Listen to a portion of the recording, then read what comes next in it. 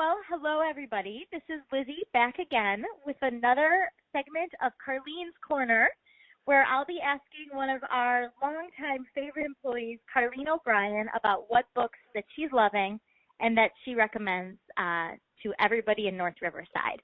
So, hello, Carlene.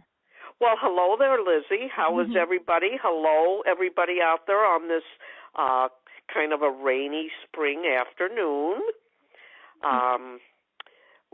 Shall I begin?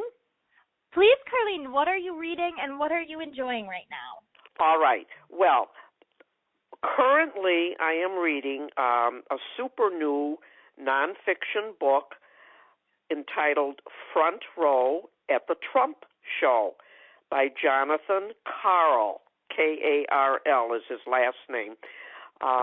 It is, to me, it is reading like fiction. I am almost finished with it. And it is very, very, it's interesting. I can hardly put it down, which can be unusual for a nonfiction book, but that I give it 5 stars out of 5 stars. But that's me. Okay. High praise. Now, very nice. Yes, good. Thank you. And then I'm going to recommend a book that's it was published in 2002, and I recall it as being just a lovely, fun book to read, which is something we can all use right at this point in time, I think. Yes. And it's called In the Castle of the Flynns. Ooh. And it's by Michael Raleigh, Raleigh. It is, and I'm almost positive this is a true account of a young boy who goes to live with relatives when his family can no longer have him live with them during this special time in history. And it just reads, it's sweet, it's funny, I laughed out loud, it is heartwarming, and sometimes it brings a tear to your eye, but not in a real heavy way. Yeah. So that is my recommendation from 2002 called In the Castle of the Flynns by Michael Raleigh. That one sounds great, Carlene. Oh, that's exactly what I need right now. Really, that's what a lot of people could use. Yeah. Another different kind of, this is fiction, and it's from 2012, and it's called, all one word, Dollface. Oh, and I know that one. Yeah. Yes, and it's by Renee Rosen. It is. It takes place during, I believe, Prohibition, which is a very interesting period in our country's history. Yeah. And it also deals with people having abilities that cannot be explained. Ooh. It kind of hints at that for the book that comes after this. But Dollface is really, I was almost riveted by reading through it because that's a very challenged decade, I believe. I'm not sure if that was how long Prohibition was in America's history. So, and it addresses issues that brought forth. That is a recommendation for a different kind of book too. And Carlene, am I correct in thinking Dollface is set in Chicago? I believe so. Yeah, I think believe I remember it might that. be. Yeah, which is always nice. Yes. Now I had forgotten that particular about it. Yes. Well, thank you, Lizzy, for reminding me about that. And then another one that was just a nice book to read, but a little more serious in a way, and it's called Lottery, and it's by Patricia Wood. and that was published in 2007. Fiction, very different. It deals with an individual who is challenged, not intellectually, but socially. Mhm. And it's very, very. That's another heartwarming one and laugh one, and it gives you food for thought as to what would you do if you won the lottery. And it's really it's well worth your time if you care to read something on that order. Yes, thank you, Carlene. You're welcome. Now, is that all, or I have some more? But keep going, and I hope that you'll add a romance novel for us. That's what I need right now. Wait, I'm sorry. Did you say yay or wait? Yes, keep going. We want them all. Oh, okay. Yeah. Another one that's it's kind of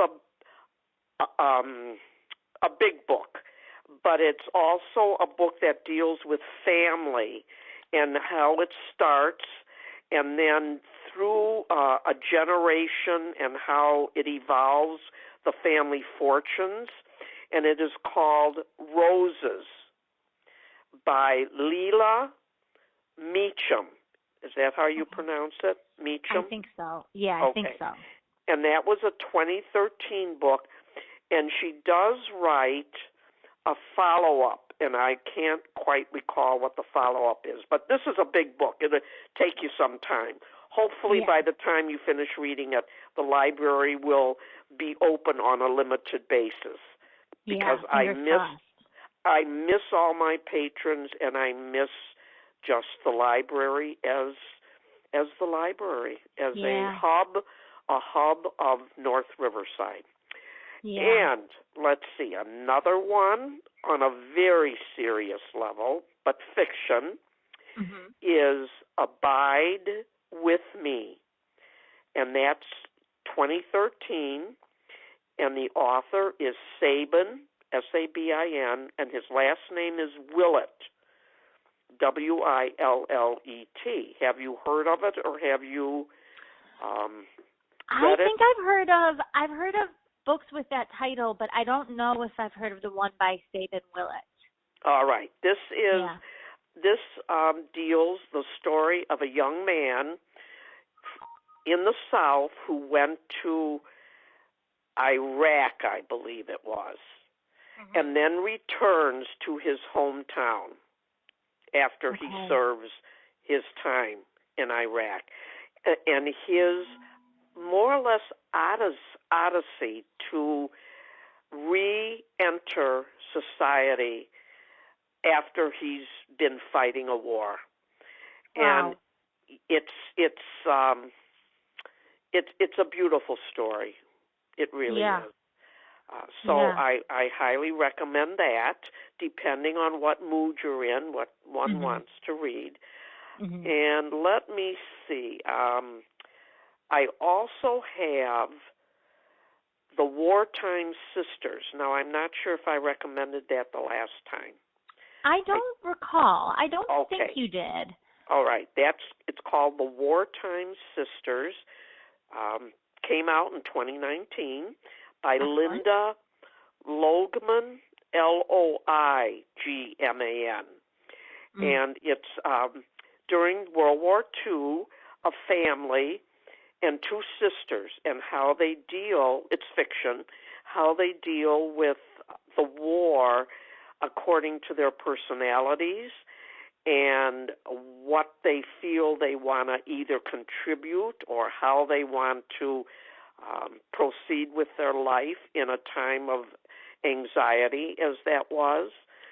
And I do believe there is a follow-up book to that, which I have not read, that says what happens to them after. It's a quite. I remember it was a page turner. Perfect. It was a page turner, yeah. And it'll just get you caught up in their lives and wondering what they're going to do and what's going to influence their decisions to live, more or less.